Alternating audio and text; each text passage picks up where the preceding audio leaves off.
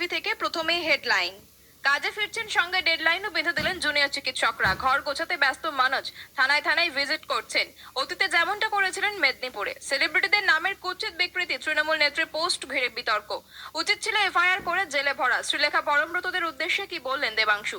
ঘটনার দিন কোথায় ছিল টালা থানা তৎকালীন ওসি? সিবিআই তদন্ত নিয়েও প্রশ্ন বিচারকের। বিস্তারিত খবরে যাওয়ার আগে ভিডিওটিতে লাইক দিয়ে চ্যানেলটি কলকাতা নিউজ টিভি সাবস্ক্রাইব করে রাখুন। অবশেষে 42 দিন পর ধর্ণা প্রত্যাহারের আনুষ্ঠানিক ঘোষণা করলেন জুনিয়র চিকিৎসকরা। আগামীকাল শনিবার থেকেই তারা জরুরি পরিষেবার সঙ্গে যুক্ত হবেন। নির্যাতিতা স্মৃতিতে আর্জি করে সামনে বসানো হবে প্রতীকী মূর্তিও। একই সঙ্গে জানিয়ে দিলেন 27 সেপ্টেম্বরের মধ্যে তদন্তের অগ্রগতি ও প্রতিশ্রুতি পূরণ না হলে ফের কর্মবিরতিতে নামতে পারেন তারা। আন্দোলনকারীদের বক্তব্য, আমাদের চোখ থাকবে 27 তারিখ সুপ্রিম কোর্টের শুনানির দিকে।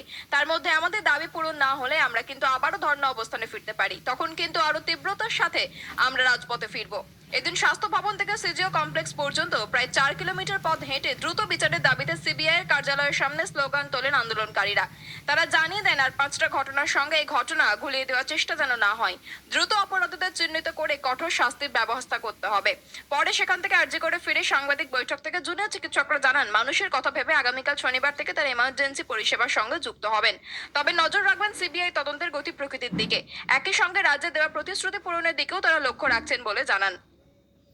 গত 9 আগস্ট আর্জি করে সেমিনার হল থেকে ডাক্তারি ছাত্রের রক্তাক্ত দেহ উদ্ধার হয়।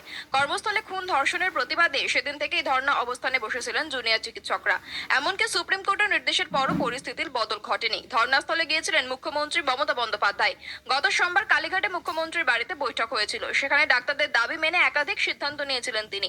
তবে কর্মবিরতি তোলার কথা থাকলেও তোলেননি ডাক্তাররা, বরং প্রতিটি মেডিকেল কলেজ হাসপাতালে টাস্ক ফোর্স গঠন, সুরক্ষা ও নিরাপত্তা সংক্রান্ত বাকি বিষয়গুলি পূরণের দাবিতে বুধবার সকালে ফের নবান্নে চিঠি দিয়েছিলেন আন্দোলনকারীরা। সেই দাবি মেনে বুধবার জুনিয়র ডাক্তারদের সঙ্গে নবান্নে বৈঠক করেন মুখ্য সচিব মনোজ পন্থ। হাসপাতালের সুরক্ষায় বৃহস্পতিবার নবান্নের তরফে স্বাস্থ্য দপ্তরের উদ্দেশ্যে একটি বিশেষ নির্দেশিকাও জারি করা হয়, যাতে আন্দোলনকারীরা বেশিরভাগ দাবি পূরণের কথা বলা হয়। এরপরই আন্দোলন প্রত্যাহারের সিদ্ধান্ত নেন জুনিয়র চিকিৎসকরা।